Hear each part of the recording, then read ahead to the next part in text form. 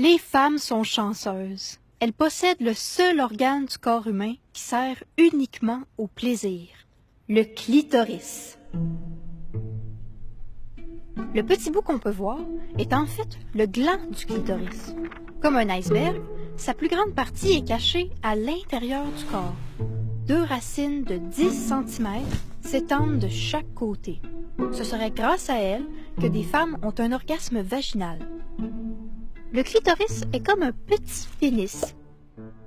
Il se gorge de sang et s'allonge lorsqu'il est excité.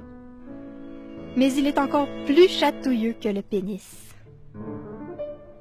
Le clitoris a été plusieurs fois découvert et redécouvert par des hommes. Même si on connaissait le clitoris dans l'Antiquité, c'est en 1559 que le chirurgien italien Realdo Colombo l'identifie officiellement.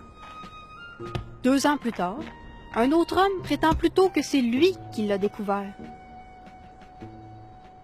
Par la suite, le clitoris a souvent été oublié ou mal représenté dans les livres. Beaucoup d'hommes ont débattu au sujet du clitoris et de l'orgasme féminin. En Grèce antique et au Moyen Âge, l'orgasme est recommandé pour tomber enceinte. Jusqu'au 19e siècle, l'Église catholique conseille même aux femmes de jouir pour libérer leur tension sexuelle. Mais dans les années 1800, des médecins prétendent que l'orgasme provoque chez les femmes des maladies comme l'hystérie, et ils déclarent que le clitoris est un organe complètement inutile.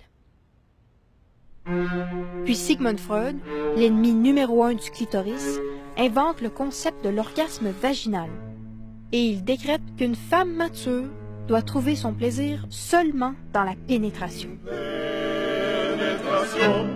Ainsi commence une vague d'obscurantisme clitoridien. Aujourd'hui, le clitoris vit encore dans l'ombre. Les caresses sont souvent vues comme de simples préliminaires. Pourtant, ce cher clitoris ne demande qu'à être aimé. Et puisqu'il ne sert qu'au plaisir, pourquoi ne pas s'en servir?